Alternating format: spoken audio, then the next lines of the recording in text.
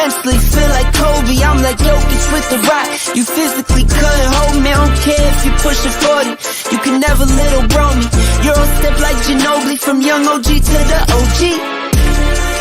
From nosebleeds to floor seats, circle stronger than Cuban links. My gold dance, your gold plated. You verse me, now that's the reach. We ready? Who ready? Good evening, everyone. Welcome to the One-on-One Sports Show on the Black Man Unfiltered Network. I am Mr. Bennett, joined by my 7B brother, Trey Ferg. Also joined solo this evening, brother from Dallas, from the Texas area, Dante. Hopefully our brother Shawnee, he'll join us shortly later tonight. But again, thank you so much for joining us tonight. As you see on the bottom of the screen, our cash apps are going. And certainly if you appreciate the content that we're giving you, we'd appreciate anything that you give us. But more importantly than that, we ask that you support the Black Man Unfiltered Network, where we give you content 7 days out of the week, different shows, different platforms, different discussions that are going on within this space. So we have a fully functioning platform here. And so again, consider dropping super chats into this space to support the network, help us grow, and help us just, be able to bring you more substantive content. But ladies and gentlemen, it's training camp. It's football season's back, baby. So here we are, the first day. Guys are reporting today, the training camp this week. And we're just excited to get this thing going. But I just want to get the temperature of the room before we get into this, though. Dante, how you feeling, man? I mean, Dallas, I don't know what you guys are doing, but y'all got everything but football is going on with you guys right now, man. But how you doing, man?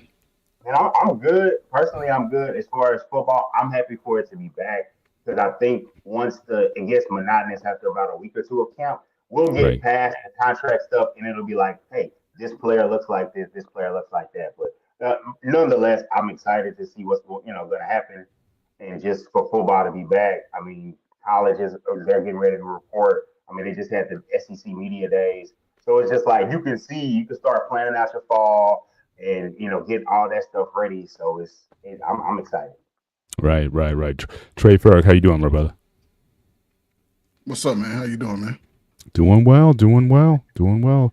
Hey, looking forward to, again, we also got the Olympic Games starts on Friday, so we got opening ceremonies coming up. We got to talk about USA men's basketball. Yeah. We'll be bringing that up later in the show, but we got to start with the NFL. So again, going into this, certainly there's a lot of controversy going on right now. So again, let's start with your boys in Dallas. CeeDee Lamb. We can't start with Dallas, man.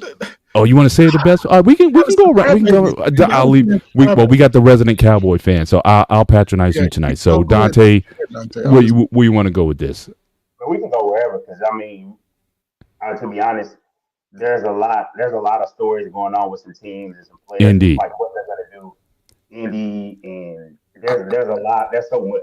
Okay, so we'll come back. Plus, that'll also give Shawnee a chance to jump on board. Also, again, hopefully he'll get a chance to join us also. So I found out an interesting story today with what you got, brother?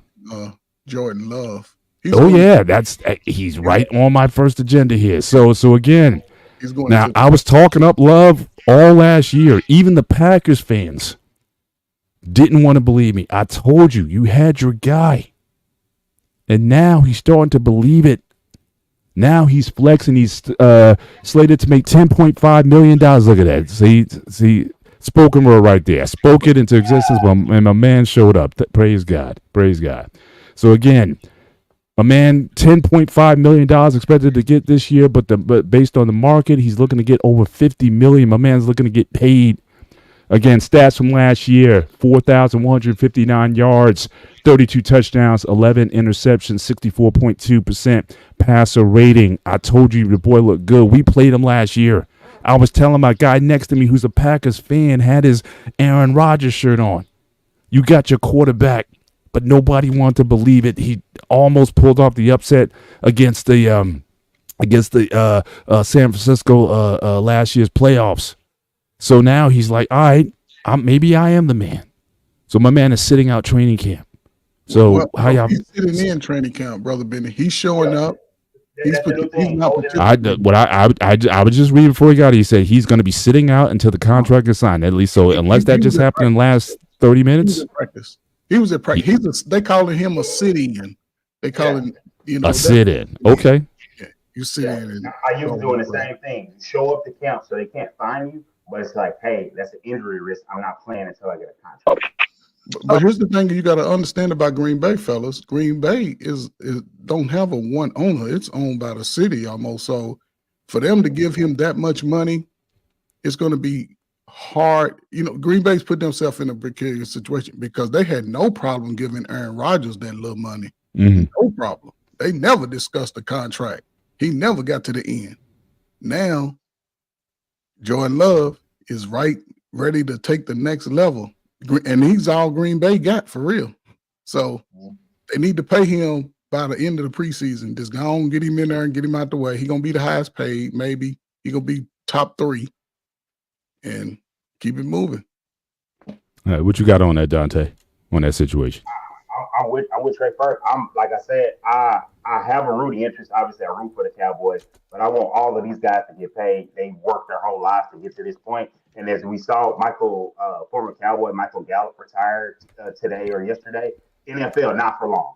It is not promised. If you can get to that second contract, you got to get it for all you can because you come out there. We've seen it time and time again. You come out for camp, you're playing, and then just something. You can't even hit the quarterbacks. Somebody accidentally hits something, boom, you break your thumb when you're throwing in.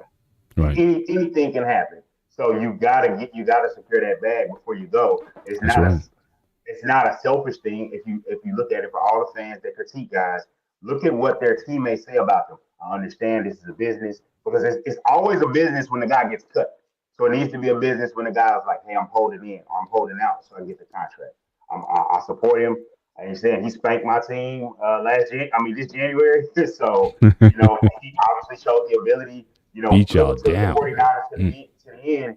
And so it's like, yeah, he's proven his worth. It's only 1 year of sample size, but it's the best year. And that's the thing. If you don't give a guy an extension, they could have gave him an extension that was small. They could have. They could have came out, everything could have been sweet. But they didn't do that. So now he can hold your feet to the fire. You gotta pay him. Absolutely, and they sat for a long time again. Rodgers, so basically just like they did with Brett Favre and Aaron Rodgers, he sat on the bench all that time, didn't say a word. Then once he got up there and flexed, and he balled out, now he's flexing. So hey, more power to him. Shawnee, what you got on it, man? Jordan Love, I guess in training camp, like I said, I was literally just looking at the article just before we came on the show. So if he's just not an active participant, okay, we'll go with that. We're going with that narrative. Before I go on, hang on. Shout out to Hink in the basement. I asked him about his boy Caleb. He's looking like a player bound QB already. So again, the Green Bay Lions and Bears rivalry is already heating up. Where you're gonna have these quarterbacks. I don't know if I'm sold on Caleb. I heard other news coming out of minicamp and whatnot about he couldn't not about accuracy concerns, but hey. We'll come back and visit that one, but just wanted to give you a shout out. Trey Taylor's also in the building. Shout out to you. Thanks for being here tonight as well. All right, Shawnee, go ahead. No, and I was about to say, I thought it's early for Love with Green Bay. He done blew out the water. You are talking about Caleb going to the playoffs, so he haven't played a single down yet. So that's a true Bears fan, though. That's Hank, man. The Bears. He probably thought Rex Grossman was going to take him to the Super Bowl, so I can't say nothing about him. But with Love and his contract extension that he's seeking, I don't blame him for that. He's trying to cash in while it's hot. Now, on the flip side, he only has He only played a total of 18, 19 games. So you really, as a franchise, I mean, you really going to take a leap to see how he's going to be after this. You really just paying him after this year's at the end of last year in the postseason. Right. So if he's going to already go up there and be making near Trevor Lawrence type money, is what he's looking for, what he's holding out for, then yeah, that's a hell of a step.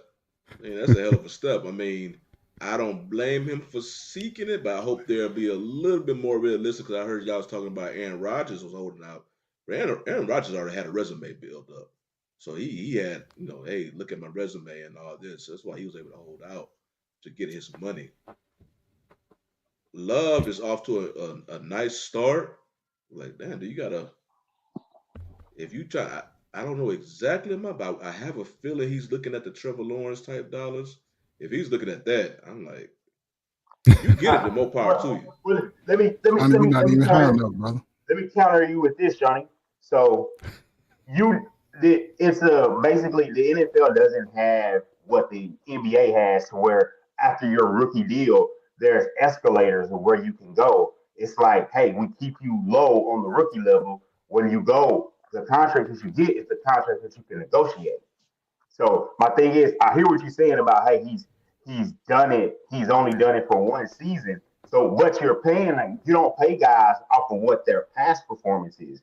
You're paying them what you project them going to do. Players get contracts all the time where teams get a sweetheart deal for a guy that's young. We're paying them early, and then the contract looks cheap. So it's just like the price is the price for quarterbacks, Johnny. It's never going down. Every day they wait, the price is going up. That, I doubt it, but that can get his deal. Another quarterback can get their deal, and then the price goes up because it's like, hey, I'm comparable to these players, and the quarterback is the guy that, if he put it like this. Say for instance, let's say, hey, you gotta play 10 million. What if he does the game? Nobody's done this in a while. But I think Vincent Jackson, may rest in peace, he did it back in the day. He played the minimum amount of games so that he could reach free agency.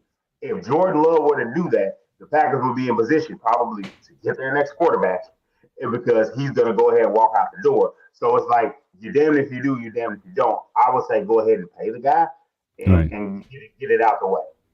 Yeah. If the franchise view you as a future quarterback, then pay him. Don't do what the Cowboys did with Dak. Because they kept trying to make him prove it. And now they're in a situation where, like, damn. Because right now, like I said, the market is high.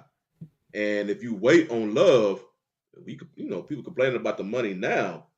You could probably add 15 to 20 million if you wait on him, and that's going to be the market. So, if you're going to sign him, if you view him as your franchise quarterback, lock him up. It is a risk, though, because you are judging this just on a half a season in playoffs. Mm-hmm. So it's like a small sample period, but if that's who you believe is your guy, because quarterbacks don't grow on trees. That's why I be trying to tell Cowboys fans to get rid of Dak. Shawnee, Jordan Love right now is where Dak Prescott was when Tony Romo got hurt almost. His first year. Yeah, he was there. And then Dak Prescott, he's gotten paid every year. Now, Jordan Love, he's going to play out this year. He's going to play that year out. So if they let him play out, they're going to put themselves in a position really where they can go get somebody. And Jordan Love, he's on the incline. His game is improving because he learned from Aaron Rodgers. So that's a good thing. He learned from one of the best in the game at the time.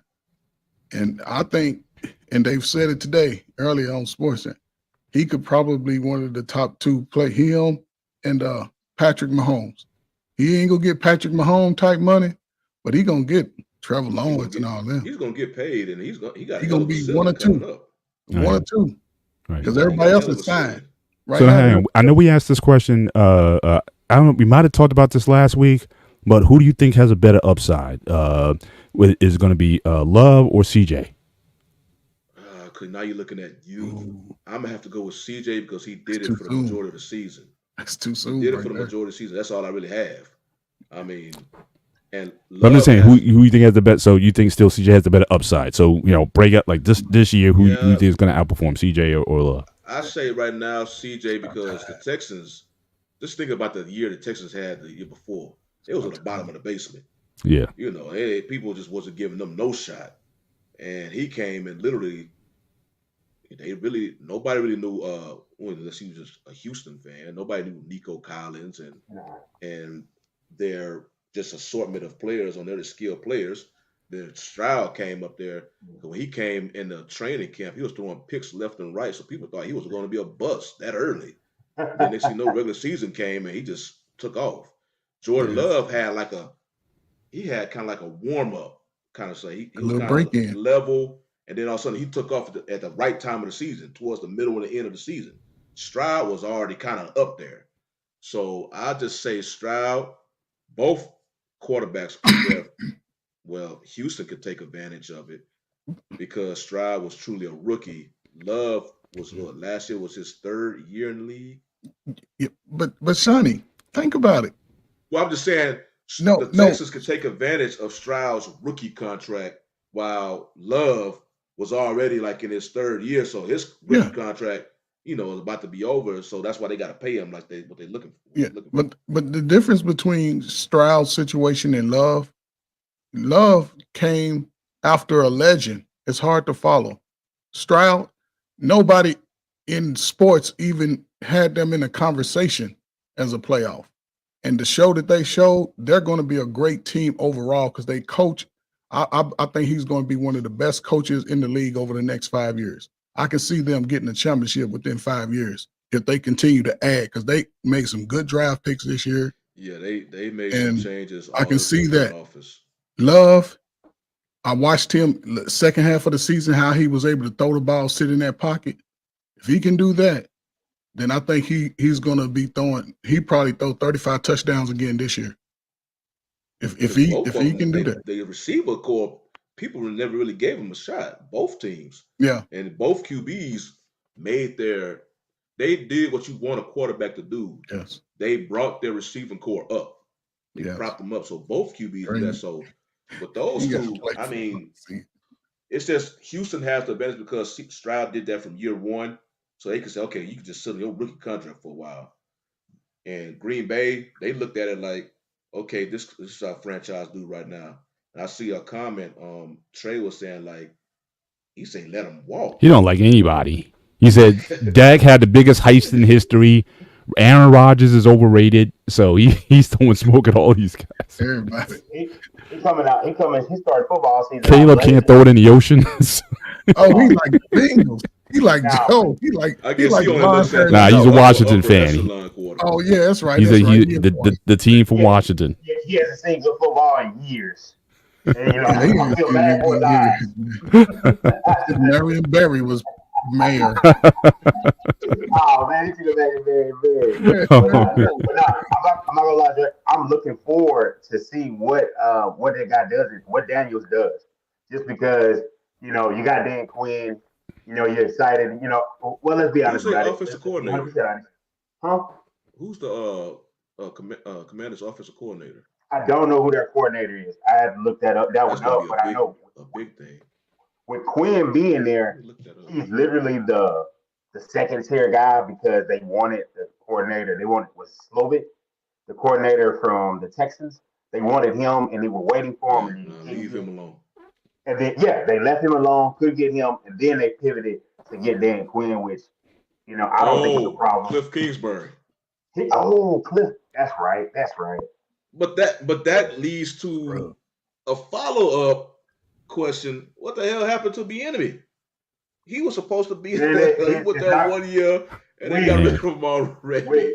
In the coaching game, if you keep getting passed over, or if it's not that time, it's not gonna, especially for black coordinators and coaches, it's just not going to happen. And at this point, it's just like I think he should at least have gotten a shot. There's $32. I think he should have got one. But at this point, it's just not going to happen, and it sucks. Yeah, he may have to go back down to the college ranks or something. Yeah, so I don't know if the NFL, in the league too. The crown out the room. In the league too. I'm telling you, he's one of the best offensive. He's one of the best offensive coordinators in the league. Well, I mean, he just don't get his credit, man. Come on, let's do it. Let's just be real. He just don't get his credit. He's one of the few brothers that can call them fucking plays, and he just don't get his credit. He don't. Well, because right now, the Commanders, they have a new ownership in there, so yeah, they're gonna move in. They want right people. Slate. And that's typical with a brother. We're not talking about specifically for Washington. I'm talking about the whole league overall. I'm not. I know once a new regime comes in, the head coach and the coordinators, it's best to clear house.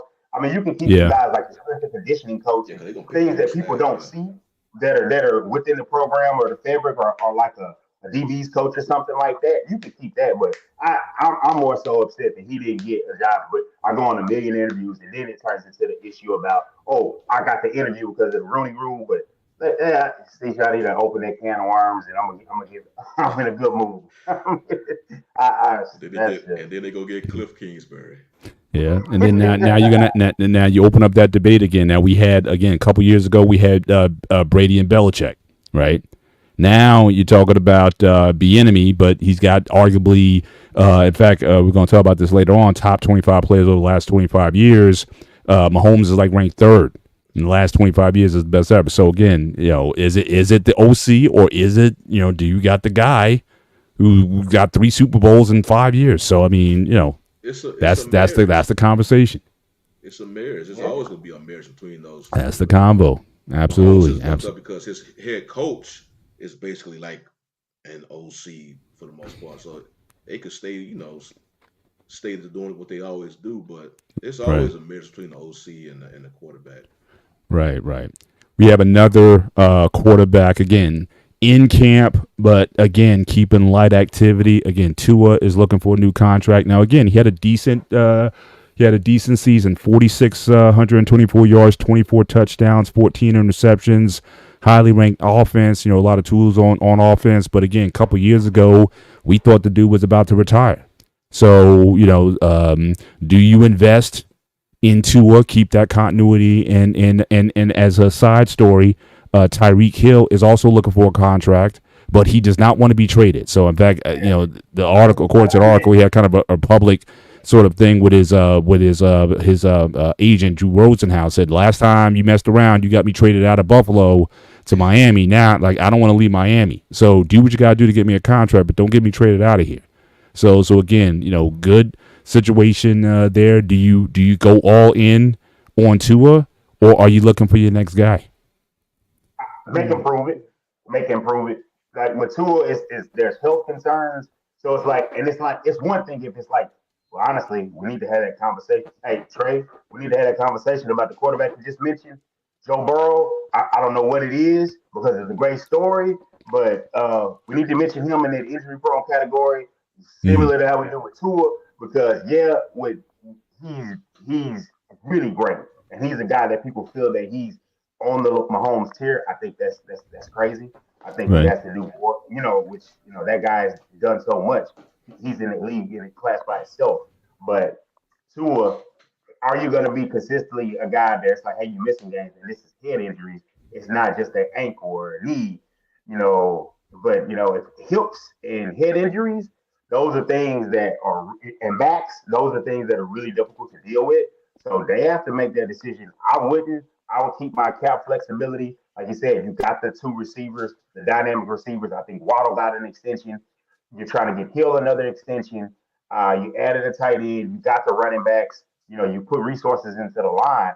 That's a team that's built for Tua play it out and then give him his golden ticket. Okay, if we don't want to do it, then let another team pay you, and then we'll take our cap space. We'll take our draft picks. We'll go get our next quarterback. That's what I would do. Just I like Tua, but it's just like I don't love him. So. I hear you. All right, so we got some other moves, and also again, the link has been dropped in the chat. So if someone wants to join up and join us for this sports convo on this first day of training camp, certainly you guys are free to do so. But moving on, again, we got some wide receivers. We just talked about we talked about Tyreek's situation, but then we also have again CeeDee Lamb with the Cowboys. Now for one thing, he's definitely sitting out. So he's not reporting. He's not doing anything until he get his money. Certainly, he's due to make $17 million this year, but again, with the market being set, he's looking at around $34 million. With Jefferson getting that kind of money, so again, what's going on? Also, considering that you guys still need to re-sign Dak Prescott, so I don't know what you're going to do there. So those are 2 very high-priced, big-ticket items that you have to contend with. So I'll leave it to the resident Cowboy expert, Dante. So how are you looking at that situation? How do you think this thing's going to turn out? From the whispers I've heard, you can bank on CD getting a contract. I would say sometimes the Cowboys like to do, they like to wait and waste their time. But training camp is a place where they normally get deals done. Like last year, Zach Martin held out and got paid. I think Lamb's trajectory is going up. I think he's going to get paid. I heard it has to be around $34 million. I think they leaked it out there from his agent. You're not going to get Jefferson money because you understand that he's at the top. So you're not going to get that. But if you can get, basically, he has to get more than AJ Brown. He's proven that he's a better player than him. But right now, he just wants that 34 million is around where it starts, and I can fully expect that deal, depending on how hard they negotiate. But I do think he will buy game one, have the contract. I don't know how much training camp he will do or play in, but he will. I think he will get the deal from everything I've heard. All right, sounds good. Sounds good. Now we also have again Brandon Ayuk. He reported, so I know Trey Taylor has got his eyes set on him going to the team in Washington, to the Commanders, but the man did show up to camp. So are you more optimistic of him coming, or less optimistic about him coming to your Commanders after that? What say you on that? Again, the link has been dropped if someone wants to come up and join the show. I know Hank was here earlier. We'll love to chop it up on his boy Caleb and what he's seeing, certainly with the Bears news. Love to get feedback on that situation. But certainly, what do you guys think of that? And there's one other guy, T. Higgins. Now, again, I wouldn't call him on the top elite, but again, it's hard to teach 6'4" and 220, right? A competent wide receiver, 25 years old. He's going into the last year of his contract, so he could be a very nice addition to a team, if not this year, unless they trade for him this year, or certainly a team next year. He'd be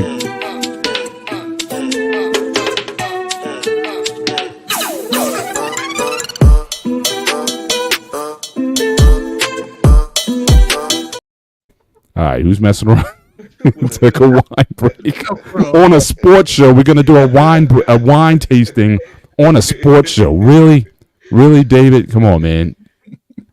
But again, I mean, if I were to steal, I mean, that would be a nice pickup for the Steelers this year. Quite frankly, big body. You need a legit number two. We got a lot of route runners on offense. But again, he's tall. He's got that athletic body. He could, he certainly make some things happen. I would love to have T. Higgins on the Steelers, and I think he'd be reasonably priced.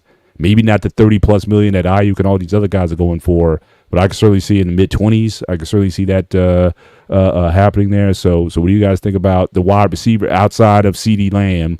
So you got these guys are out here. What do you guys think of these guys' prospects, either staying with their teams, or where do you think these guys may land? Well, I just saw Higgins earlier.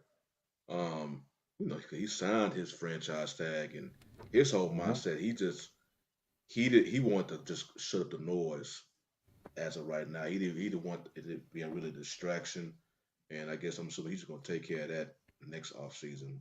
Mm-hmm.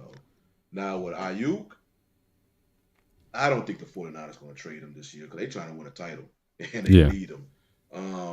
It just really depends what exactly, because I've been hearing, I forgot the details on how his negotiating been going, but I've been hearing like it's really not, he's not really doing that well of a job between him and his agent negotiating their terms with the 49ers. Right. Like they've been making like mistakes or whatnot. So, but as of now, I don't think 49ers are really interested in trading them. Because like I said, they trying to win a title. They have all their pieces, and then they one receiver that, is trying to hold out and whatnot. That's definitely something they're not, gonna want to do. So I think something will get done by the end of training camp. But yeah, from what I've heard, and I hate that I forgot the details on it, the way he's been going about, or way his agent has been going about negotiating for this, it's like they've been kind of making mistakes left and right, the way how they've been their timetable for all this. So, but yeah, and just the total, I don't think he'll be going anywhere this season. Now, one side story again, in addition, to the Ayuk story, again, their all-pro tackle Trent Williams, he wants a new contract now to be sitting out. So again, he's not apparently reporting to camp. So that might be another situation that the 49ers are going to have to address. So I'm not sure how much that'll complicate the situation. And again, if you had to choose, would you try to trade Ayuk or keep Williams? But how many leagues he's got? Years he got in the league? He's like a 10-year vet. It's still No, Trent. That receiver. Trent. You get rid of that receiver.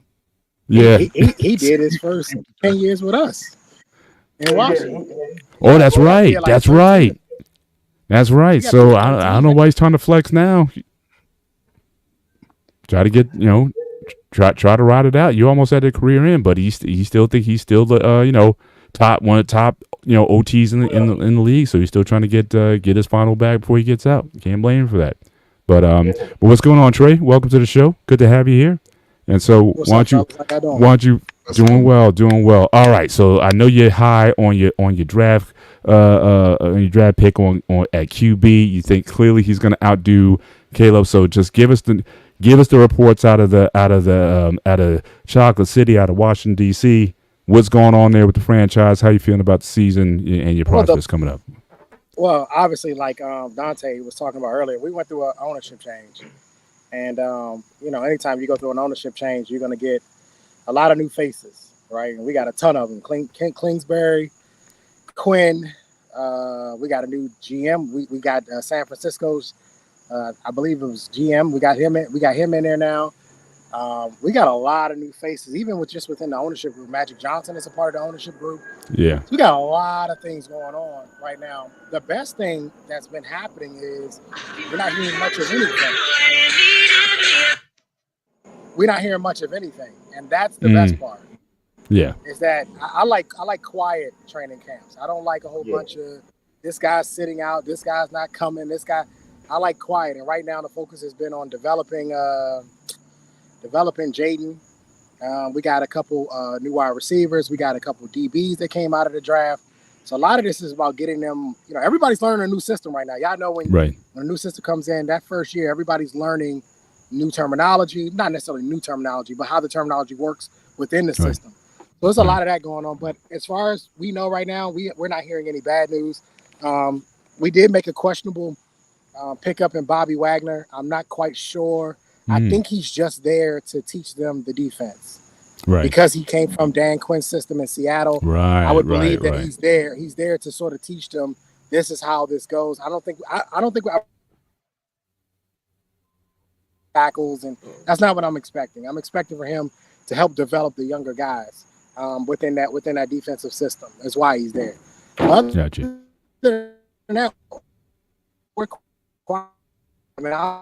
I'm very high on Jaden Daniels. I've been hearing good things about his work ethic. Man, his work ethic. He's in the film room.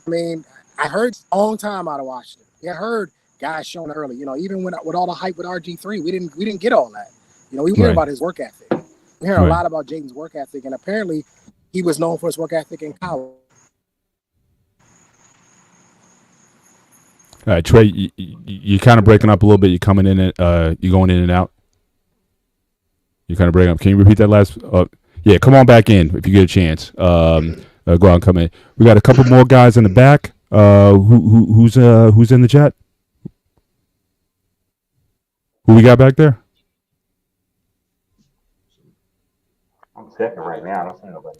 So we got 3 users who are on audio only. So everyone should just unmute and just introduce yourself.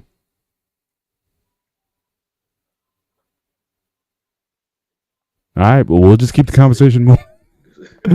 But again, certainly unmute yourself. Come up if you have a comment. Certainly on the upcoming season. If you got a team that you have some news as far as from your training camp.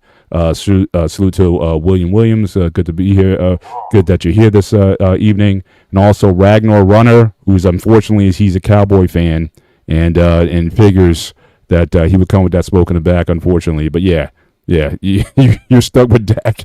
You're stuck with that situation. So I don't know. So you're gonna have to live with that one. But good to be here tonight. But Trey, you were breaking up a little bit before you were talking about Daniels. So why don't you go ahead and just repeat what you're saying on here? No, I'm sorry about that. I was just saying we were hearing a lot about his work ethic, but that was we heard the same thing in college, that he has an incredible work ethic. And I was just saying we haven't heard that about QBs in Washington for a long time. We haven't heard about the QB coming in that was working hard. So it's refreshing to hear that he's the first guy in the building, and he's in the film room and he's working and getting that extra work in. I'm excited for once. I hardly. So you think he's going to be the anointed number one, or is it going to be a competition? I don't know. Yeah, he's the number one. You don't use a second pick to put him on the bench. He's going to be the number one, but I think he actually has the skills necessary to play 10 plus years in this league at a high level. How far he goes, I don't know. But I think that he actually has the skills if he can stay healthy. Yeah, he does have a slight slender frame, right? And you know, hits in the NFL, I would imagine a little bit different than the hits in college. So you know, hopefully he can stay healthy. If he can, I think he'll have a really good career. He's got a great arm. He's got a great from what I've seen, for sure. His running, for sure. You got to slide and get down to lessen those injuries because they're gonna come at you. And I think if he does that, you know, don't want to get Anthony Richardson got a bigger frame. He's 240 and he's still getting hurt. So go out there and play. If he get hurt, he's just gonna get hurt.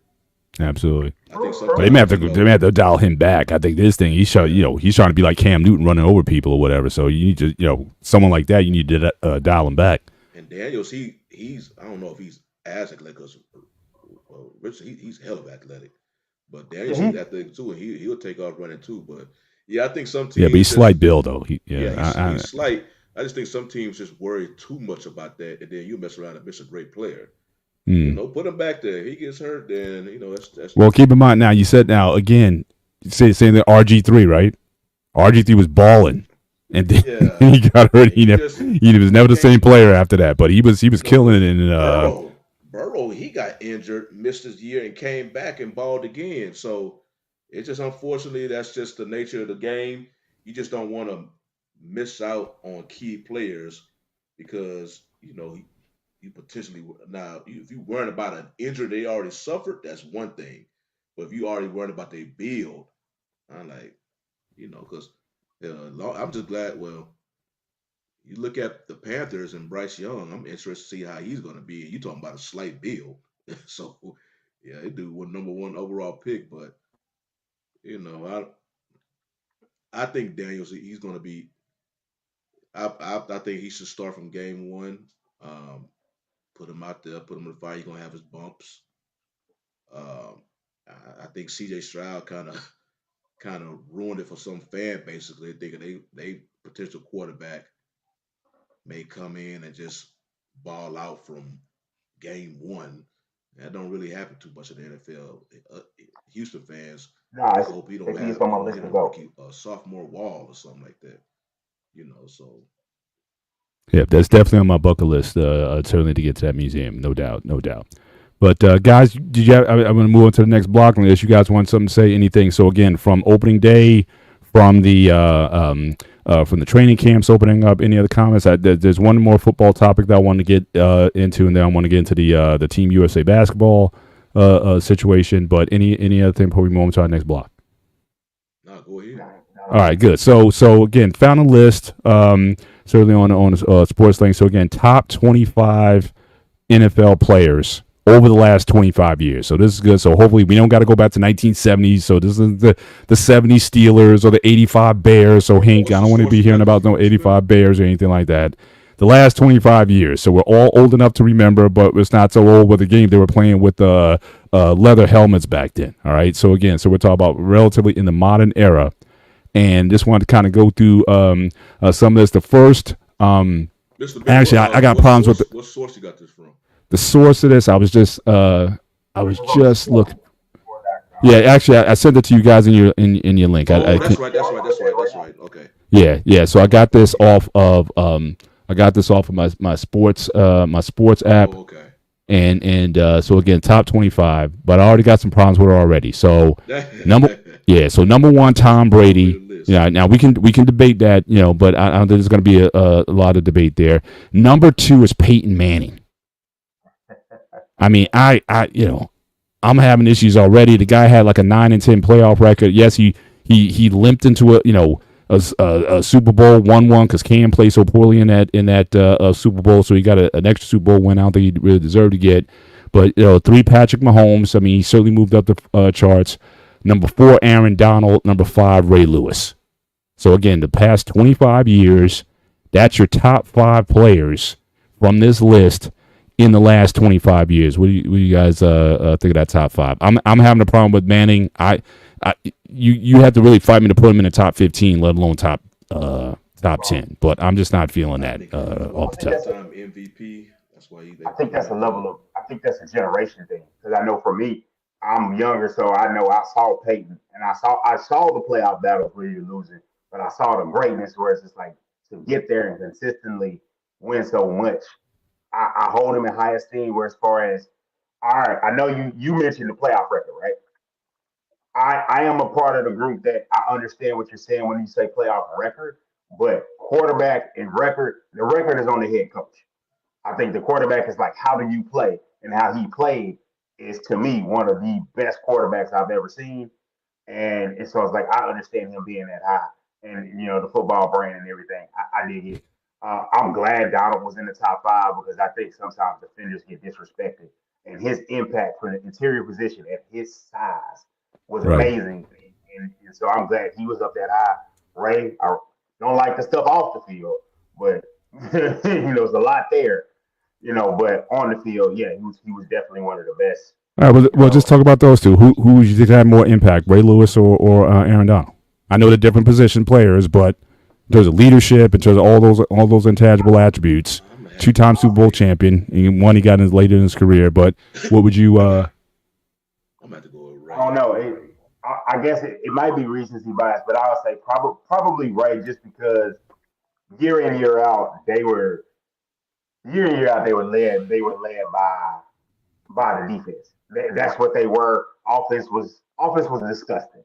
It literally made you sick. Like the clip where it was like, just don't let them score. And it's just like, damn, you suck that bad.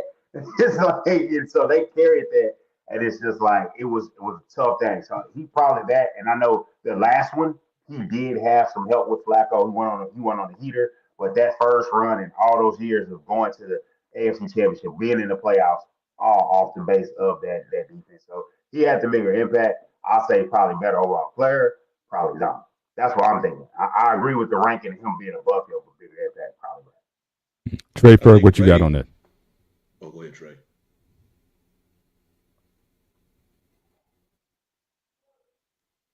Yeah, Trey Ferg. Yep, you there. You can't get him. I mean, Monster, yeah, I'm got you. sorry, man. Listen, man, the list, I got a problem with Peyton Manning also. He's one I could take out of there. I'm not sure who could go in front of him, but All right, so we can go. Shawnee, you got a comment on it? Well, I think with Peyton Manning, because he got 5 NFL MVPs. I mean, because we only doing the past 25 years. 25, right? It's going to be hard to really find unless you just go somebody who was over in a championship, which is why Brady is above him. But 5 NFL MVPs, man, that's a hell of a. I mean, his season was in on a couple of occasions by Brady, and like Dante, I just remember watching Peyton. That dude was a maestro behind that damn offensive line. It's just, I mean, I guess his postseason, his championships don't speak because he only won. Because really, even though he won one with Denver, and that was an incredible offense that they didn't win, and they got blown out by Seattle. But really, when you think of Manning, you just think of Indy. The fact that he only won one with Indy, it still kind of blows my mind right now because his playoff. He reminds me, but not as bad but he reminds me of Clayton Kershaw. Clayton Kershaw, if you look at his regular season, people would think he probably was the greatest pitcher ever. But again, bombed in the postseason. Great. Postseason is just falls off. Peyton Manning is not that bad. He did win a ring, and he has some success in the playoffs, but it's going in that direction. It's just he was so high in the regular season, I don't know why his postseason just didn't match. But I got to drop him a peg because again he lost against guys that he had no business losing to. I mean, I got it. And he looked bad, and he looked bad doing it. Though. Now that dude lost some games. All right, well, he's on. So I'll go to Trey Taylor. You had a comment on this before we move on? I mean, yeah. My question would be, who would you replace him with? All right, let's go. All right, so let's go to and the last 25 years, outside of Brady, who's been the next best quarterback? That's that 25-year span kind of locks you in. Well, outside of Brady, so you would still put him over Patrick Mahomes? Yeah, because his career isn't over. So we're talking about a full length career of Peyton Manning. We got to watch his entire career. Here's the thing: do I think in the end of the day will Mahomes be better than? Of course, yes, absolutely. But we're talking about the last 25 years. I listen to defensive players talk about Peyton Manning. Dude gave him nightmares. Mm-hmm. He gave him nightmares. This is the same reason why I would say Aaron Donald would be higher than Ray Lewis. How many people did they have to put on Aaron Donald? 3? That's almost unheard of in the NFL. 3 offensive linemen? Yeah, I would definitely. He was a game wrecker. Absolutely. No, definitely. I will put Aaron over Ray. No question about that. But here we got 6 through 10. All right, so we're going to get into some other position players as well. So again, number 6 on the list is Aaron Rodgers. Number 7, J.J. Watt. Number 8, Ed Reed, which I definitely don't agree with. Number 9, Randy Moss. Number 10, LaDainian Tomlinson.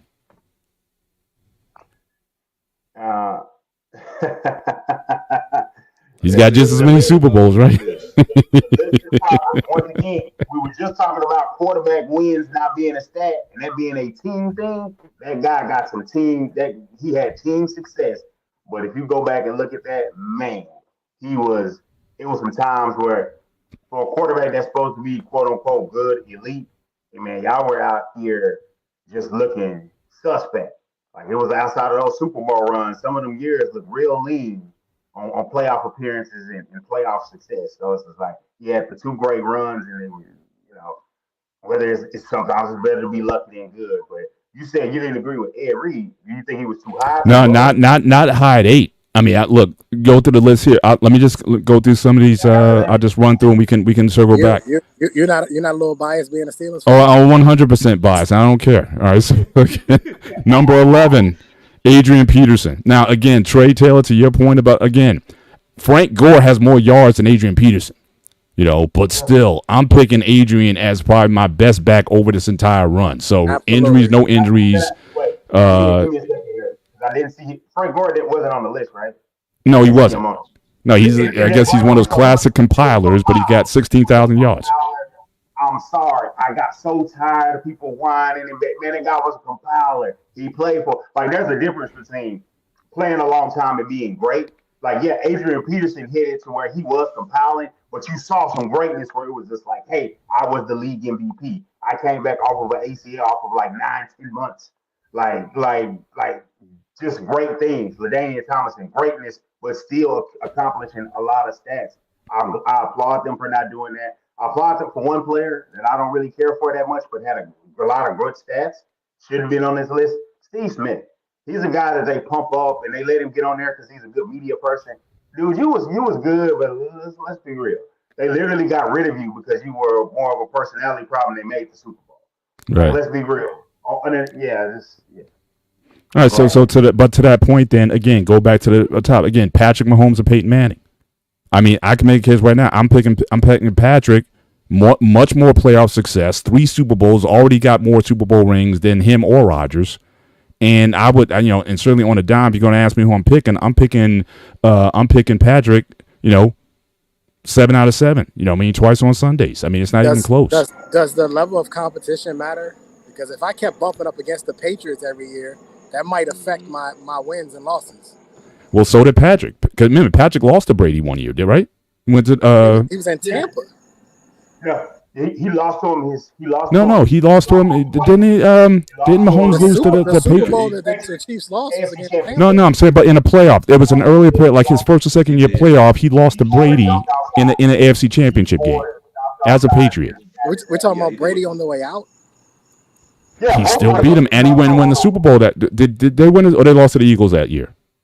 I gotta look that up. They lost to the. He lost to Brady twice. Yeah, lost to Brady twice. He lost in the one with the Patriots. That was that AFC Championship game, and then he lost to him in the Super Bowl with Tampa. So I remember that one. It was like he was scrambling everywhere. That was rough. Yeah, that Tampa defense was pretty nasty that year. I'll certainly give them that. They had some dogs on that defense, but again, so you got Adrian Peterson number 11, 12 is Drew Brees, 13 Charles Woodson. I got a problem with this one. 14, Tony Gonzalez. 15, Troy Polamalu. I'm sorry. I'm taking Troy over Ed Reed. Again, the guy played free all over. He could play the pass. He could play the run. He played the line, tackling people. I mean, basically, Ed, he was safety, but he's basically he was a corner. He was a corner playing safety. What's that? Did Troy return kicks? When did Ed Reed return? Maybe early in his career. He wasn't doing late in his career. But he certainly returned balls for touchdowns. I know that in that AFC Championship game, he picked off the Ravens and ran it in for a touchdown. He could do that. So I'm just saying. I mean, Troy, just as a freak athlete, just a naturally instinctive player. I'm picking Troy. But You're to have him 15, I know. I'm not. Listen, guilty as charged. Guilty as charged. Hold on. Brother Bennett, you saying, okay, so Ed Reed is one of the best safeties in the game over the. He wasn't a safety. He was a cornerback playing safety. Yeah, he was. Let's get that right. Troy was a true safety, free safety in the truest sense of the word. He was a free safety. He was all right. What's your beef with Tony Gonzalez? I don't know. Ed Reed was laying the head at safety at the time. Hang on. All right, so let's go through the rest. All right, so Tony, so talk about tight ends. All right, so Tony Gonzalez 14, Polamalu 15, Travis Kelce 16. I would already pick Kelce over Gonzalez. Then you got Rob Gronkowski 17. Right? Joe Thomas 18, Derek Brooks 19, 20 is Julius Peppers, 21 Marshall Faulk, 22 Champ Bailey, 23 Terrell Owens, 24 Brian Urlacher, and 25 Calvin Johnson. So that's your top 25 over the past 25 years. And again, this here just for context, this comes from The Score, and this was an article written by Nick Farris, Kyle Murray, and Daniel Valentine. So were they high the entire time they was writing this list? But let's talk about the tight ends. But hang on. There's no possible way a man that was feared like Calvin Johnson is the 25th best player of the last 25 years. That's ridiculous. Yeah. I think they're giving him a lot of slack for the team he played for. I mean, the Lions were awful for the majority of that stretch, which is a shame. That was the two worst crimes I can remember in the past 25 years. One, Calvin Johnson playing for the Lions, and second, Barry Sanders playing for the Lions. Those are atrocities against some of the greatest players of all time, having to be with such an awful franchise. But let's just talk about the tight ends. So again, Gonzalez, Kelce, Gronkowski. We're in a new age. How do y'all feel about y'all's tight ends as far as blocking? How do y'all feel about that? I just want to ask y'all that question. Well, if I block it, it's a major, and that's why I would put Gronk over all three. I think Gronk is almost like a throwback. He's kind of like the bridge between the two eras, because he can certainly get out there and block. But as far as catch pad, like nobody could guard him. His catch radius was like 10 feet. I mean, you couldn't. You put a safety on him. You put a linebacker. You put a defensive back. He caught everything. So I mean, it's like he was like almost like the unguardable on the football team. Kelce, he's more athletic. He makes those stretch out catches and everything. But who was guarding Gronkowski? I mean, the guy was ridiculous. He's too low. He's too low on this, and it's like I know lists are made for reaction, but like this reaction needs to be that like, hey man, you made a lot of mistakes. It's like you kind of had a deadline, and you was like, we got to get it in. And it's like you made a lot of mistakes, guys. No revision. Like this is like I would have looked up to career stats because it's just like Rob Gronkowski in his time. It's ridiculous. 521 catches, 7,861 yards, receiving 79 touchdowns, and it's just like, and he's out there really blocking. We know he missed a lot of time with injuries, but he was out there really. He's so big that you're coming out and you're giving him the hardest hit that you can because you got to get him down. And then he's just out there destroying guys in the run game. And it's just like this guy, he can do it both. And I feel like as great as Kelce's numbers are, you can put Kelce up there high, but I need Gronk high. Just off of the eye test of seeing it. I need T.O. from seeing it. No, he was destructive. But seeing it with my own eyes, from killing my team to playing for my team, I've seen it. It's just like, now this dude here is incredible. 23 is too low. They must have included attitude and likability in this. because he was way too low. That's good. I got two gripes. My first, did you say Terrell Owens on this list at all? 23. He's 23 on the list. Way too low. Way too low. I'm talking about okay. I'm talking about feet. And my second one, LaDainian Tomlinson better than Marshall Faulk? When? Where? Yeah. The only thing I'm thinking right now, because this 25-year gap, I'm trying to. So right now, so that goes back to '99, right? Yeah. When did Faulk come into the league? It was like late 90s. Late 90s, like he was mid 90s. It was mid 90s. So that's the only thing. But by '99 he was with the Rams. That was Brady Show on turf film. Actually, came in '94. Faulk came in '94 to 2005, so he played 10 years in the league. Yeah, so it's some years that they just not including in his career that if you would have stretched it out maybe 30 years, his numbers would have been better, compared to Tomlinson. But I mean, I look at both of them. Tomlinson, man, you splitting hairs because they was like they played alike. I'm looking at it. They both played 10 years in the league. Tomlinson was ridiculous, man. Yeah, Tomlinson. I mean, you can't. If you just saying Faulk was better, flat out better than Tomlinson, that means that's just like a personal bias. Because I can't. You could probably make an argument. It'll be a damn hard argument between the two running backs. They played alike. Both of their strengths, they both were smart as hell in the backfield. I mean, you heard stories about Faulk. He knew everybody what they assignment. So it's just, and Tomlinson, he just had a nose for that end zone. So, I mean, it's just, dude. I think Tomlinson's time with the Jets was why I would put him lower. He wasn't the same Tomlinson he was with San Diego. I forgot he played with the Jets. Man. And then the reason why is because the Marshall Faulk I remember with the Colts was nasty. And then the Marshall Faulk with the Rams was nastier. And once he got around better players, it seems as though he got better. I'm just not completely sure if I had to count Tomlinson's times with the Jets, I would have to bring I don't know, I would just bring them down a little bit. But I do agree with you though, Shawnee, their styles are very, very similar. And you really are splitting hairs. I mean, you can't lose with either one of them in your backfield. You're not really losing anything. You're right, and like Mr. Bennett admitted his bias, I'll admit mine. Being a Fort Worth kid and seeing him from TCU be in the Heisman hunt and the posters, and then seeing him there, I literally went to the same church as me, and just seeing his career, I can't separate that. And so but Faulk was. Tell you how good Faulk was. Remember when the Patriots cheated and won the Super Bowl that time? Yeah, they was focusing on Faulk. They were like, we gotta stop him because he hit us in the run game. He could come and catch us. They was chipping him. He was the focal point of the game plan.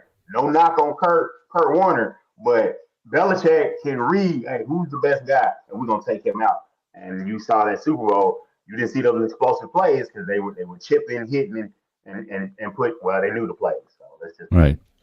Well, all right, so question for y'all. Yeah, go for it. Because I was looking at the comments. Do y'all believe Phillip Rivers is a Hall of Fame quarterback? Yeah. Not first ballot, not even second ballot. He may get in after 10 years or whatever, but that question right there does LT because Rivers was his QB. Meanwhile, Warner, who's obviously in the Hall of Fame, was Faulk's QB when he won the title. And I think Warner won MVP that season, didn't he? Yeah. When they won the ring? Yes. Yeah, they would definitely say it's right. I don't think Rivers has played up to the level that Warner did to win them that ring. So I think that was, you can't put that on Tomlinson. He's going to the Hall of Fame. He did his thing. It's just when you not even QB, when you're talking about rings, off yards one had alone. a better QB at the time. When they won the ring. And Rivers not a bad QB. He just wasn't. He didn't play like Warner when they won it. And what you said, and Rivers didn't have a Marshall Faulk in the backfield either. It's a difference. He didn't have a Marshall Faulk. He had Tomlinson. Yeah, he had Tomlinson.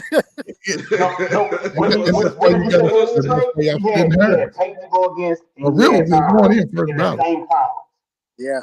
No, not first ballot. I wouldn't put him in first ballot. Yeah, no. Don't forget Big B. Yeah, Phillip is definitely not a first or a second round, but he gets in. He absolutely gets in. Now, Especially on now question a lean year where they ain't got nobody. Yeah. they need a big name. And somebody So if Phillip gets in, do you think Eli gets in? If Phillip gets in, does Eli get in? Yes, and I'm gonna tell you why. That's- I'm gonna tell you why he gets in. He gets in on the strength of one thing and one thing alone. His team beat an undefeated Patriots team. He gonna get in on that alone in the Super Bowl. Yeah. And he beat him. in New York. Beat him twice. Yeah. In the Super Bowl. Absolutely. That means something different. Be from one of the blue bloods. So that means something. I don't like it. I don't agree with it. That's why any list that doesn't put him on there as a highly ranked guy, I'm for it. He's gonna get his gold jacket. He's good, and he's got 1 million commercials. Yeah, so some of these guys. I mean, obviously, this list isn't long on active players. I think Patrick Mahomes might be one of the only guys who's still currently active in the league. But as far as some of these pass rushers on here, I know Julius Peppers, Derek Brooks. I mean, come on, T.J. Watt. Can he get some love to get on this list? Top 20 in the last 25 years, as destructive of a linebacker as it is, led the league. Should have had another MVP, defensive player of the year this year. Got robbed by that no name in Cleveland.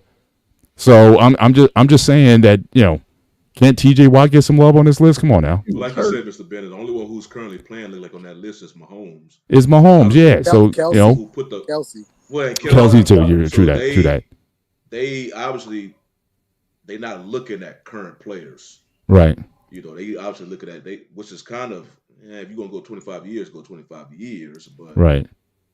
they looking at players whose careers has already been done for. But by the time TJ Watt, his brother is on there, but TJ is done, he by far will be, if they do another 25 year by the time he retires, he will be on there.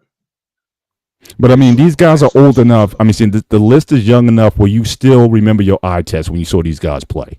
Yeah. And so I'm thinking Julius Peppers. I don't even remember him that much having that much impact. Or Derek Brooks. I mean, that whole defense was pretty loaded with talent across the board. So was Derek Brooks that dominant that he was just like that unstoppable guy? I don't remember him being that. I mean, that defense was that. I mean, you got Warren Sapp. I mean, they had dogs on that team. That was a legend. That 2002 team that won. That was like one of those legendary defenses. There were several seasons where Derek Brooks led the league in tackles. They constantly referred to him as the fastest man on the field at the linebacker position. And that Tampa 2 was nasty. No doubt. Yeah. And no doubt. That defense that they had where they made it to the Super Bowl, I want to say, and lost to the Patriots, right? That was the Panther team that lost to the Patriots. Yeah. All those years he had in Carolina, he was tremendous, and then he had a resurgence when he went to Green Bay, and it was like, and he still had the juice with the Panthers. The only reason I think he left, remember back when he used to let guys go and do the franchise tag? I think he got to 2 or 3, and it was just like, we can't pay him because it's so much money. And it was, I think the last year was like 17.5 mil, and then he left. And then because in my eyes, I know people say like Steve Smith and Cam Newton, it's the top 3 Panthers ever. It might be like Luke Kuechly is in the top 5, but Cam Newton, Julius Peppers, Steve Smith, those guys are in there. Maybe a Jordan Gross or something like that. He was a dominant force in the league, and then to switch positions to be linebacker literally cost me a game once. That fumble he did on DeMarco Murray changed the game. Not just the best play. But when you go guys and make an impact guys like that, he's deserving. I know he's getting inducted in the Hall of Fame in a few weeks. I had the unfortunate pleasure of seeing Julius Peppers a lot because I'm in the DMV and they were in Carolina. And unfortunate pleasure of watching him just wreck Patrick Ramsey and all them other guys that we had at quarterback. He would just absolutely, utterly destroy them weekend, like every single time. So Julius Peppers I don't know where he would be on this list, where I would put him, but he's certainly on the list. Absolutely. Yeah. Of the last 25 years, yeah. He played about 17, 18 years in the league. Yeah, he had a long career. Yeah. Like I said, almost compiler. The only offensive tackle they got on here is Joe Thomas. I don't have a problem with that. 11-time Pro Bowler, 6-time All-Pro. So I know you've had some center, you've had some, you've had some decent guys, but I'm not going to argue Joe Thomas being on. If you had to pick an OT, the big fellas don't get no love, man. Yeah, because your boy Trent, you were talking about Trent Williams early. He's an 11-time Pro Bowl also. He's up there. Jeff Saturday, they don't get no love, man. Jeff Saturday, they don't get no love, man. Oh no. I saw him say that Urlacher was too low. I mean, oh, come on, man. He's on the list. Jerome Bettis ran him over, man. Jerome Bettis ran Urlacher over, so I don't want to hear about some Urlacher, man. Patrick, was it Patrick Willis? He not on the list? No. In fact, I was just gonna go. So I was gonna go around. I was gonna ask everybody. Okay, so again, pick your guy who's not on the list. So again, I'll go through it quickly again. You give me a guy who definitely is deserving on the list, but is not on the list currently. Again, Brady, Manning, Mahomes, Donald, Ray Lewis, Aaron Rodgers, J.J. Watt, Ed Reed, Randy Moss, Tomlinson, Peterson, Breeze, Woodson, Gonzalez, Polamalu, Kelsey, Gronkowski, Thomas, Brooks, Peppers, Falk, Champ Bailey, Terrell Owens, Brian Urlacher, Calvin Johnson. Anybody who you admit that definitely should be in this list that's not on. What's your biggest miss from the list? You go around. Trey Taylor, you can take that on first, and we'll just go around. I would probably have Luke Kuechly in there somewhere. Mm-hmm. I would probably have him in there somewhere. He was a game wrecker, and I don't know who I would take off though. I'm trying to think of who I would take out to put them in the 26th position. But if I had a choice, it would definitely be Luke Kuechly. I would have him in there somewhere. All right, Shawnee, who you got? Someone not on the list that should be on the list, just from your recent memory and playing. That's again, I think 25 is a nice number because we're all old enough at the same time. We weren't 5 years old watching these games. I think my dark horse would probably be Larry Fitzgerald. Larry Fitzgerald, yeah, he was a good one. He just was playing, and he was in a situation with Arizona. I think that's the same thing with Calvin Johnson. He just wasn't on a team that was doing much until he got hurt, and they made it to the Super Bowl that one time. But he balled at that whole playoff run. But you got to read, Poppy, for my contracts. Go ahead, Dante. Who you got? Biggest glaring miss here. He's on the All-Decade team, 9-time All-Pro, 7-time first team, and that's Zach Martin in 10 seasons. And it's one of those where it's just like the Cowboys do this a lot. They will, for tradition, they will give a player a former player's number that was great, and they gave him Rayfield Rice number, who's in the Hall of Fame. Zach Martin will be too, and they might have to stop giving out 70 in Dallas. Trey Ferg, who you got? I chose some good ones, man. I'm gonna go ahead and go with Revis Island, man. Oh, you stole mine. Oh, I was about to snatch that up. I was about to snatch that up, man. Now I gotta go in. Man. I'm sorry, brother. Bennett, you just stole mine. I was over here like this, like I don't like saying nothing. Oh my goodness. Oh man. Now I gotta come up with another one. All right, I'm going nah, I won't do that. I won't do that to you guys. I'll do it. I won't go. I was gonna go Homer again, but I won't do it. Man, I thought I had I almost myself. What about Michael Strahan? It's controversial, but you should say it. Oh, Antonio Brown, wide receiver. There we go. For a 6-year period. Just buy. Think about it, just your eye test. Forget everything that came after that. Forget everything that happened that hit that he took from that guy. Perfect. Forget all that. The guy, as little as he was, you couldn't guard him. He also did kick returns and punt returns for you. In fact, the last time the Steelers had a kickoff or punt return touchdown was with Antonio Brown. Had that stuff not happened, he was first ballot Hall of Famer, period. 120 catches a year. The guy was a monster. No, you're right. I think the same you're right. You're right. I don't want to because he twerked on us when he came to Washington. He twerked on it. He wound up getting fined for that. He twerked on us, and I didn't like that. After he scored like his third touchdown in like 6 minutes or something like that, like he just destroyed us. It was crazy. Yeah. I'll give you another name though. Roethlisberger is not on the list. Well, certainly I would put him. Certainly I would put him at like I know Rivers is not on the list. I know people talking about that earlier, but do I want to put him in over could you put him over Rodgers? At the time, yeah, Rodgers only got one. He's been to 3 Super Bowls. Rodgers has only been to 1 Super Bowl. Roethlisberger's went to 3, won 2. Yeah, so yeah, a lot of times, Super Bowls, Super Bowls is more of a team thing. If you're doing a list like this, you're looking at individual accomplishments. That's when you look at the MVPs. And Rodgers has 4 MVPs? So that's hard to kind of compare. I like Aaron Rodgers because Aaron Rodgers been going out to the mountains with him, getting high and shit.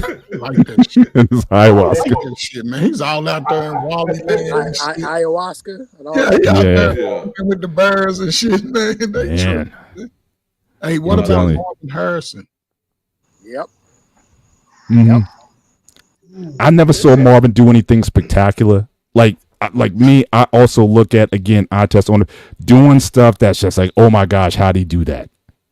I just, you got Peyton throwing you the ball. That's not fair, Mr. Bennett. He's biased to Pittsburgh. That's so unfair. No, if I was biased, I would have said something. I said nothing about anybody in the AFC North. That would be biased. So I didn't diss anybody in it. Was run great routes and catch touchdowns. That's it. That's all but it's like Larry Fitzgerald. I mean, who would you? I mean, he was the same way.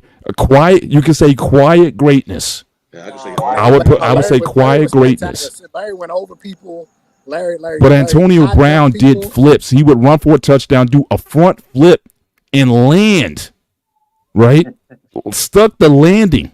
I mean, come on. The guy was a freak for a 6th round draft pick. Also, he was a 6th round. Came from a small D3 school, something like that. Like I said, I think Brown not being on this is the same reason Patrick Willis not. They career. FCS, okay. Willis had a short career. Brown, you just always think about the Steelers, everything else. But he had Hall of Fame. You could have made he had Hall of Fame. I mean, just what he had. That was just. I don't know if he'll get in, but I mean, he was an absolute beast. I know you hear people talk make joke about Skip Bayless when it comes to T.O. and how he didn't believe he was not a first ballot because he kept considering all the off the field stuff. It's going to be interesting when it's time to look at Antonio Brown. I mean, you got to exercise some discipline in your voting when it comes, because this dude, yes, his Steelers was Hall of Fame worthy, but damn it, that dude everywhere else, my goodness, dude. It was bad. It was bad. So it's like.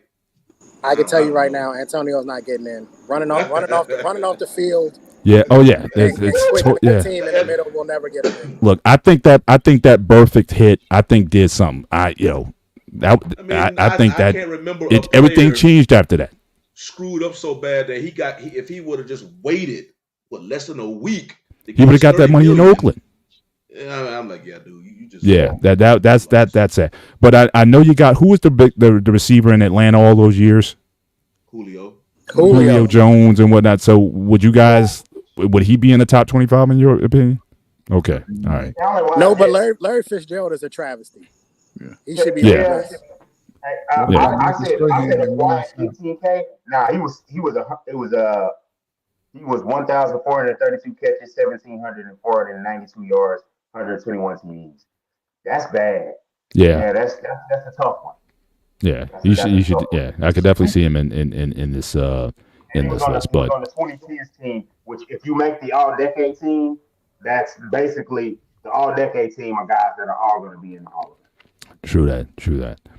All right, last segment. We're going into, unless you guys got something else to cover. Just want to go into the last segment for the night. So you had Team USA. So again, Olympic Games starts this Friday.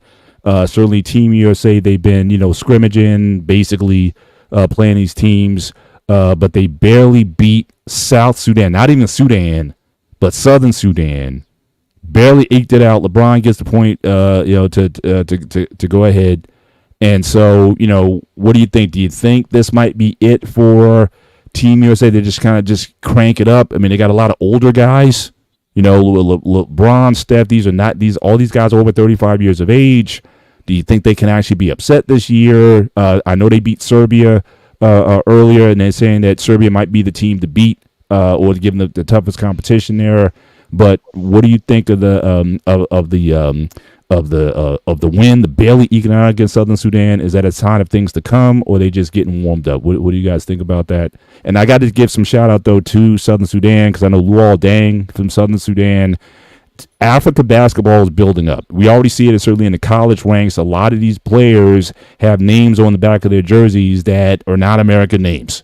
So these guys are going to Africa to get talent. I know there's been a lot of investment of NBA basketball in Africa to develop these players. And now you got these guys who were NBA players going back and helping those programs as well. We could be seeing a different landscape in the next 5-10 years on the global stage when it comes to basketball powerhouses. Up to this point, it's been the Greeks, it's been the Russians, it's been the Serbians or whatever, but Africa might be on the way up. So I like your opinion on that also. So talk about the game and then talk about the prospects for basketball in the continent of Africa. I guess I'll go ahead and start it off. Go ahead, Shawnee. As far as a team and the way they've been playing, right now, this should be a USA team that's being highlighted by the youth on that team. And right now, it's the oldest duo on the squad. It's the LA duo, and just the way I know you hear LeBron saying he likes, the challenge, and he I'm pretty sure he does. That's LeBron though.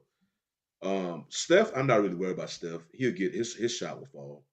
But I'm waiting for like Anthony Edwards, Tyrese. This is y'all time to shine, and I think if they're gonna keep depending on LeBron and them, really LeBron and AD, I think there will be a game where they're gonna get upset because teams is gonna hit their shots gonna take. Because right now, it's one thing we're looking for their shots to fall. It's another team, USA. They don't have no defense in the paint. I mean, teams is getting in there scoring at will damn near in the paint. So I'm like, I thought that's what Embiid and boys like that. But right now, nobody's stopping them from getting in the paint. So I think they will get upset unless something just changes and just clicks. But yeah, I think it may become. I can't spot the team because hell, if they take a 1-point win against South Sudan, I don't know. To me, right now the field is open, so it could be any team right now. If they catch on fire, they could potentially beat USA. So I don't know. It's just I'm looking at the youth on the squad to really take a step, and so far they haven't. And because you can't keep depending on your 39-year-old to keep delivering at the end of the game. You shouldn't be in that situation. So, Dante, what you got on? Well, I'm glad you mentioned that. When I saw the Serbia win, what it told me was the South Sudan game. What told me that was just like you were 43 and a half point underdogs. The only NBA player like that was like active they had on their team was former Laker Wyndon Gabriel, who is a try-hard guy that's going to give effort. And if you want to see something, I think Damian Lillard said this, and it's a thing on Twitter. Whatever it is about C+ or C level NBA players, when they play for their home country, they turn up. And I saw Dame Lillard said the last Olympics, he was like, "You ain't never played like that, dog. Like, what got into you?" And then like from Evan Fournier, these guys, because it's like they are NBA talent, they have better players above them. But when it's them, they're the captain now. They ball, and so I give them their credit. That was embarrassing to let it get to that point and to play around with it. And also the whole thing of people who debate about LeBron is like it's getting late in these games, and they are not going to Steph. They're not. They're like, hey, the ball is in LeBron's hands, and he's making the plays. That has to stop. Somebody that's out of the rotation in Tyrese Halliburton as a young guy, that's bad. I don't know if it's injuries, what it is. You've got to step up because there's enough youth on the team to balance it out. KD just returned to practice, but Joel Embiid is not doing what he's supposed to do. So it's like I still think they're going to win gold. It's not going to be as convincing, but it's just they have to get it together so they can win. If you can beat Serbia like they did, you can, and you got enough size, you can win the gold. It's just the focus. But my thing is, everybody's going to say it. The team that's a gold medal threat is France. France is sitting out there with a lot of talent. Yeah. Trey Ferg. Listen, basketball today with Steve Kerr, He's a small ball guy. That's what his game is. He's a small ball guy. Again, it's not a really good look with LeBron having to be the so-called leader, but he is the leader. Since he's been in high school, he's been able to galvanize players. Just what it is. And I think now, they're going to be playing by international rules. So Embiid is going to have to be a down low Embiid. He can't be the 3-point Embiid. We got enough of them. They have enough perimeter runners and dribblers. He needs to be down low. Even AD, I think AD would be an advantage if he stays down low during the Olympics. I think he'll have an upscale advantage. And those guys will be able to match the height, but they don't have the skill as AD. And plus AD, he's going to get you a couple of block shots. But that's all Embiid needs to do. And let everybody else run around. Anthony Edwards, I think he's going to have a good Olympics also. I think LeBron is going to get them going early, and then other players are going to start to take over but they can't afford to be, losing no games. They lose a game, it's over. So, yeah. Trey Taylor. Are we overhyping this thing? Scared where they're going to turn on cruise control and just do this, or is it? Yeah, it was a fluke. It was a fluke game. Look, I remember being in high school, my senior year, playing basketball, and we were getting ready to play this team, and they were supposed to be trash. Mm-hmm. Like all the scouting reports, everything, they were supposed to be garbage. Right. We beat them by 2. We beat them by 2. They cooked us for 3.5 quarters. It wasn't until our captain on our team basically told us to stop playing like the P word, and we got it together. Right. We beat them by 2.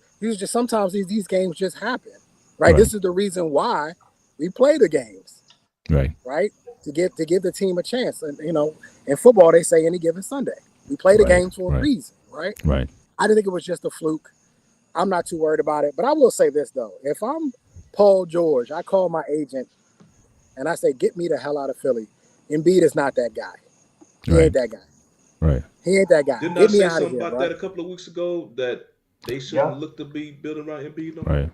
And what did you guys think? Side note. What did you guys think of those comments you said about LeBron? LeBron's not the same. I gotta go back. It's like he's the leader of your team. He's the guy to bail you out, and he's saying he's not the same player he used to. I mean, I don't think it was the time to say that. I mean, he has taken a step back, obviously, but it's just like one of those things is if he's still playing better than you, he shut the hell up.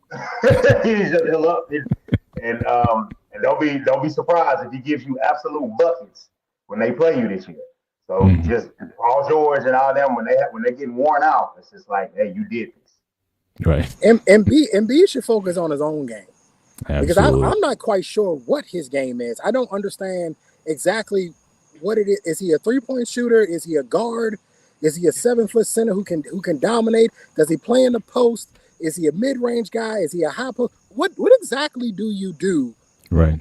One thing I always loved about Karl Malone was going to do the same damn thing every time down the court. I knew exactly where he was going. It was boring, but it worked. Yeah. It worked.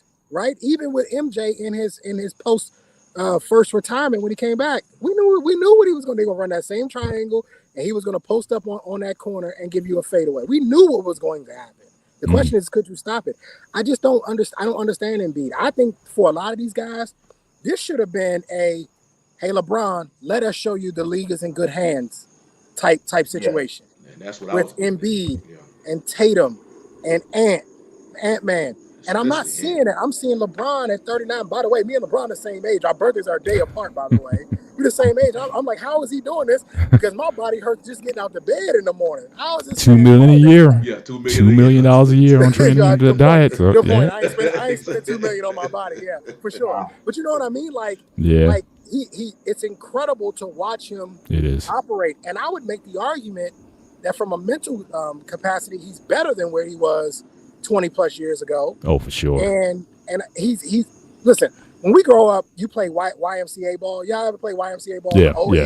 Will cook your ass because they understand basketball. They understand movement. They understand the way it's supposed to be.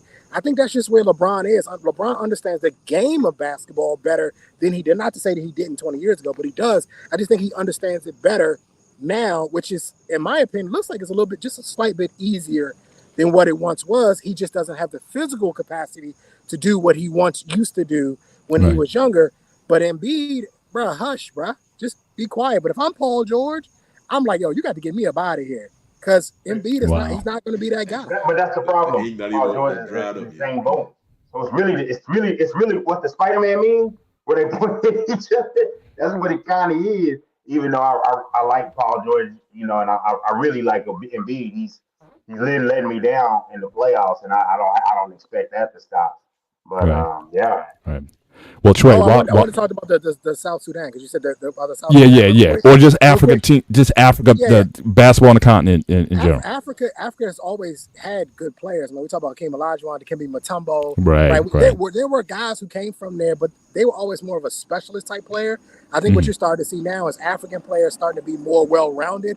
You know, I'm starting to be more well-rounded and can do more things. I would agree with you that Africa is probably, within the next 10 to 20 years, going to have quite a few players in the league that we playing at a high and elite level. Right. But on the world level, like Olympic level or world championship level, do you see them fielding championship level teams or winning championships within that 10 to 20 year period, or will it still be just players here and there? It's America. America will always win. I see them winning. We got the best. I see them winning on a global stage. Let's just say tournaments outside of America. I think that they're going to be able to compete because you see the players that are foreign players. They're investing, and think about it. A lot of those guys, they all over 6'6". They slim. They can run the court. Their game is going to get better over the next, 10 to 15 years. The NBA is going to invest. They've been playing pro ball. They like Luka. And some of them been playing pro ball since their teens. And that league, the second greatest league in the world, is in Europe. So that's what I'm saying. Did we see in the projected future, could Africa replace Europe in terms of dominance when it comes to basketball? That's what I know the investment. I said NBA has invested there. You got, again, these former African players. They're taking the game back home, or they're taking their resources to develop. And from what I understand, even the South Sudan team, from what I was reading earlier, they don't even have an indoor court. They don't need none. Shit. So I'm just saying, you start putting some dollars, you start building some facilities, and you start putting some strength and conditioning programs in. And we got, who knows? I mean, I know China, Asia's basketball is pretty big. So again, if people make the investment, it could be another, not only certainly a feeder for the NBA, because definitely we saw from this last month's draft. I mean, like I said, the top 6 out of the top 10, 6 of the top 10 players came from overseas. So definitely, it seems like they're going into the best because invested in the basketball team. Hey, Black David, they ain't coming from Nigeria, so don't worry. I don't hear too many balls coming out of Nigeria. Exactly, sure. They ain't coming out of Nigeria. But Trey Taylor, before we're gonna start doing our wrap ups, I want to get back to you because I know you had some heat after the NBA Finals. You had all kinds of smoke for Luka. Now again, he's looking at a Supermax deal. He might be looking at $400 million. I know you were cooking, so I want to give you the floor here, just if you can just revisit some of that smoke. I know you're not on the Luka. I'm not either. I'm not either, and I know they just got a man from the Golden State Warriors. So I don't see them really going anywhere with that. I can't see them winning a championship, so I wouldn't put the investment in. But have the floor, couple minutes, do your Luka thing. But that was vintage. That was vintage in the chat. So I don't need a couple minutes. It's not a good investment. It's a bad investment. You're wasting money putting that kind of money into Luka. Listen, they had a great season. That's obvious, right? Anytime you make it to the finals, that means that you were good enough, right? Only 2 teams get there. So that does mean something, right? But this idea that Luka's going to be able to keep this up, I don't think that his strategy and the way that he plays basketball will be able to do this over the next 5, 6, 7 years. this might be the only time you get to see him in the finals. Now, is he good enough to get his team to a playoff? Yes, I do believe that. I do believe that the Mavericks will be perennial playoff contenders year in and year out, especially when you do add a Klay Thompson.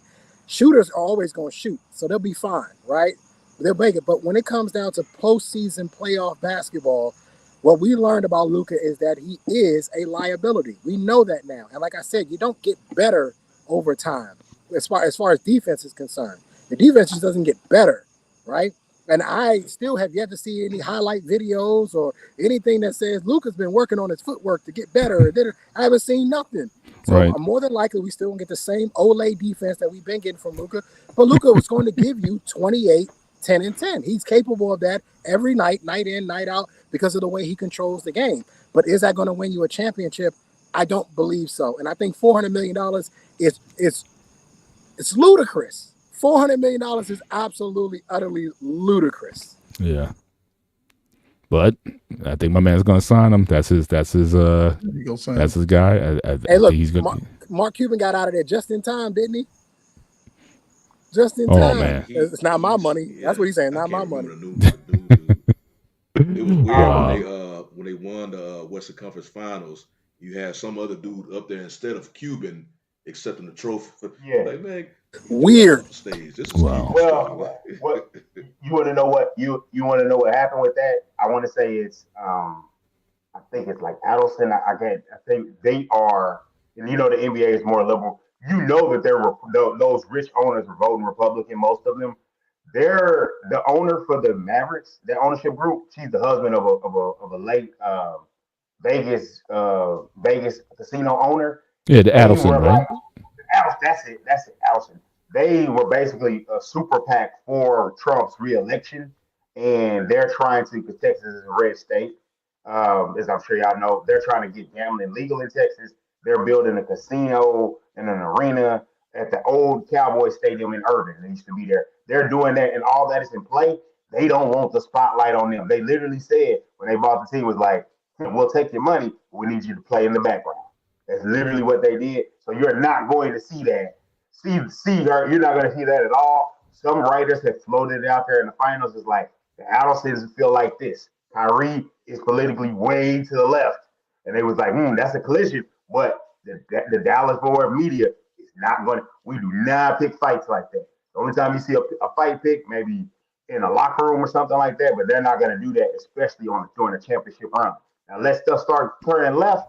Yeah, you're going to hear all those questions, but it's not New York. So, yeah, you're going to see it's some strange things going on with the Mavericks, but I just don't agree. I understand what you're saying about the money, Trey. I do.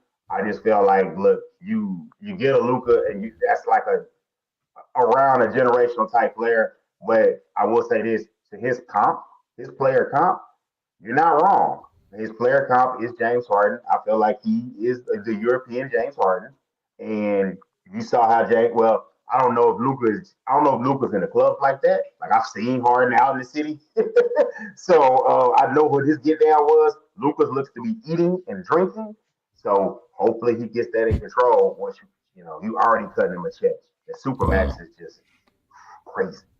Wow. Shawnee, you got some final thoughts as we wrap up the show? Yeah. Well, I guess my only thought, is not really dealing with anything what we talked about. That's why my reason I was late today, because like pretty sure Trey and you too, Mr. Bennett, since y'all both be doing it. So I just came straight from the gym, straight to the That's dedication. I appreciate it. Yes, sir. Yeah, yes, sir. Some new stuff to do, so I'm like, oh hell, let me do this before I get on this computer. That's all right.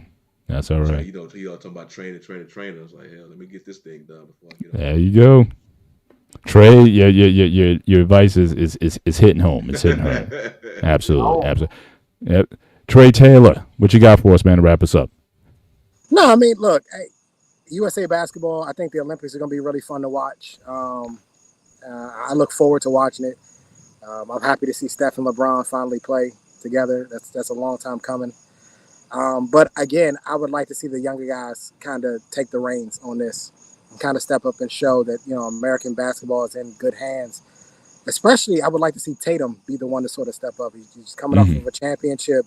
Right. You know, he's a supermax player. You know, things of that nature. I would like to see Tatum sort of take the reins and say, hey, you know, I'm going to lead the charge as for the younger guys. But I will enjoy watching LeBron. Listen, the funny part is I wasn't a really big LeBron fan when he first came out. I really wasn't. But he's grown on me. He really has. Yeah. He's grown on me.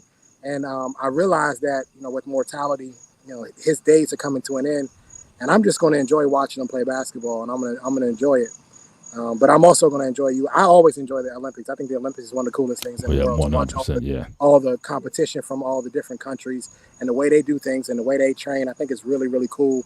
And I also like to see that other countries will sort of pick up certain things from what other countries do and say, oh, they do this and this is effective. We're going to take some of that and bring that back home. And then they take a little bit of what we do and they take that back to their home country. And so you have all these good things. I'm excited about the Olympics. It's always fun to me. And this is the only time I actually will watch female gymnastics. So it'll be fun. I got you. Nah, the Olympics, I'll watch archery. It doesn't matter. The Winter Olympics, I watch the curling, Team USA versus Canada in curling. I don't know. It's just some this sports I would never watch any other time. Bottom line, the soccer team, I don't know what they said something about Olympic soccer. I don't know how they started so early, but hell, they already lost 3-0 to France. I'm like, oh hell, they already starting off bad. But this the men's or the women's? Men. Yeah, but I know they did. I know the U.S. I don't. Is this isn't the USMT team, right? This national team, because I know they fired their coach a couple weeks ago. It was just on the bottom line because I was like, I know they're not starting no Olympics thing. I guess they might be doing some friendlies or medleys ahead. I think this is the AAA squad. I don't think this is the major league squad. Okay. Well, I know the main squad. They're looking for a new coach right now because I know they fired their coach. But I'll just I always like to end out with Trey first. So I'll just give mine. On the boxing front, unfortunately, we were looking for Lomachenko and Tank Davis to fight in November. Loma pulled out, say he needs more rest and time with the family and whatnot. I just think he was just afraid of getting knocked out by Tank Davis. So now what they're looking to do now, they got an open slot because Shakur Stevenson, he's a promotional free agent. Again, boring style, all right? But I think it's the best fight to be made. So I think they're certainly looking to see if they can give Shakur that spot. The only thing is I just hope he doesn't price himself out because, again, he's not a crowd pleaser. He's not a pay-per-view guy. He's been lousy performances, at least not crowd-pleasing performances in the last two fights. So I hope that he negotiates a reasonable price. But you could very well be seeing Tank and Shakur fighting this November. And Loma, if he does decide to come back, depending on the winner, he might fight in late December or January 25. But pulled out. Everything was good. Even Top Rank, who's his promoter, they were shocked that he pulled out. But I think he's sort of handwriting on the wall, and that's just not a good style matchup for him. I think he gets knocked out within 5 rounds by Tank Davis. And so I think that's what's going on there. So, again, disappointing. But Crawford, he returns in a couple weeks. He fights in Saudi Arabia at the 154 level. So certainly I'll be hyping that up before that fight starts as well. But, certainly some good fights that are going to be coming up in the late summer and into early fall. So we'll preview those as we get closer to those dates. So with that, Trey Ferg, as always, closes out, my brother. This is a little different. I got 3 things. Look, shout out to the WNBA All-Stars going and putting a spanking on those Olympics women and those young girls showing that the WNBA is going to be all right. I think it's going to be all right. Shout out to them. Yeah, congrats. They got that new deal, right? Yeah, they got $2.2 billion. And there will be no more TNT basketball this year. Just a little side note. Really quick. Shout out to all the black kids from the projects of Gen X, goddammit. Breakdancing is an Olympic sport. Just in case y'all know, goddammit. Gen X, we started that shit. That's and the Asians are going to win it. I think the Asians are winning it. They took that over. It's a damn Olympic sport, man. I get it, but it's about cultural appropriation. The Asians run that stuff right now, man. So. And look where it's at. It's a worldwide sport. Shout out to the breakdancers, man. I'm gonna watch that because now young brothers and sisters, go watch some old breakdancing videos and learn how to breakdance and get y'all ass out there and represent us. Y'all can do it. But again, man, it's Shawnee. You right on it, man. It's summertime, man. Hey, every brother should be getting in training camp. Training camp started 3 days ago. God damn it, by December, when the snow hit, you should be 20 pounds lighter. A little bit more handsomer. Other than that, man, come on, man, brothers, we here, man. We can do this shit. We gonna do this. That's the toughest time to get in shape, Trey. That's why you gotta get in shape now. Season. You gotta get in shape now before the football cold weather kick in. Then you sitting in the house.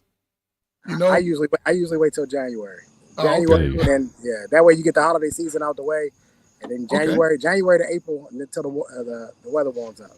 There you go. So you got the rest of the summer. Then you start out the new year right on track, brothers. Let's think about it. Let's galvanize, man. It's an election, man. Get in shape.